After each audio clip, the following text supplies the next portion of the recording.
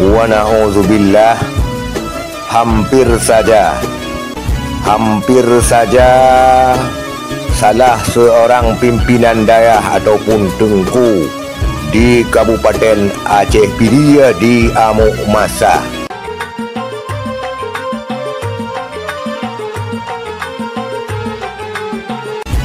Assalamualaikum warahmatullahi wabarakatuh.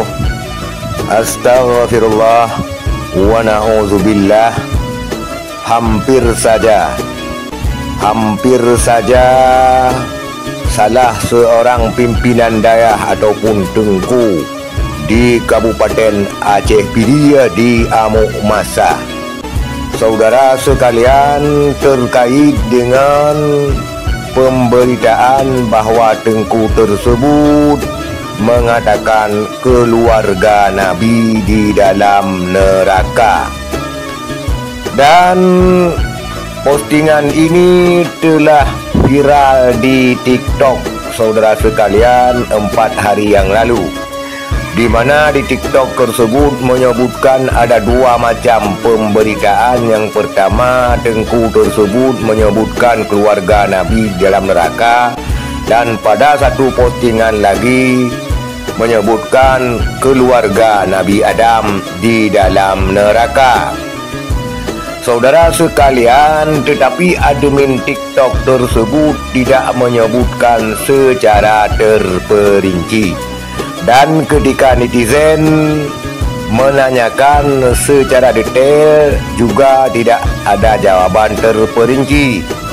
Juga netizen meminta kepada admin untuk menayangkan pernyataan tengku tersebut untuk kita simak selengkapnya. Kemungkinan salah mengambil surah daripada pendengar, ataupun kemungkinan sedikit kekeliruan tengku dalam menyampaikan hal tersebut. Tetapi itulah realita, saudara sekalian. Ratusan masyarakat, pemuda, umi-umi, bapak-bapak, ibu-ibu serta masyarakat mengepung daerah tersebut dan mengintrogasi daerah tersebut.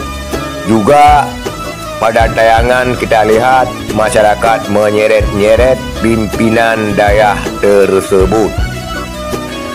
Kita berharap agar kejadian-kejadian yang tidak kita inginkan tidak akan pernah terjadi, sekalipun tengku tersebut memang keliru dalam menyampaikan penyampaiannya, karena ada pihak keamanan dan juga ada majelis ulama setempat untuk mengklarifikasi kebenarannya dan juga mengambil tindakan sebagaimana sepatutnya.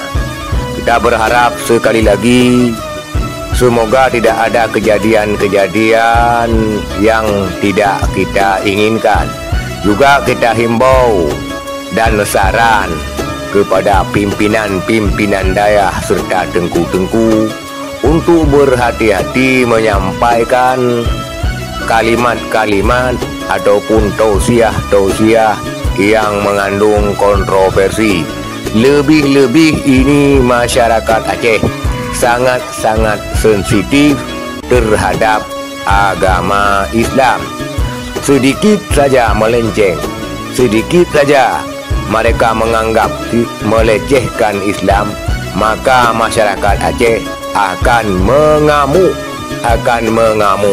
seamuk-amuknya. Semoga saudara sekalian, kita lebih arif dan bijaksana menyikapi permasalahan-permasalahan semacam ini, dan semoga para tengku-tengku juga tidak lagi menyampaikan hal-hal yang kontroversi terkait dengan akidah dan agama, karena ini masyarakat Aceh. Sekian, terima kasih. Assalamualaikum warahmatullahi wabarakatuh.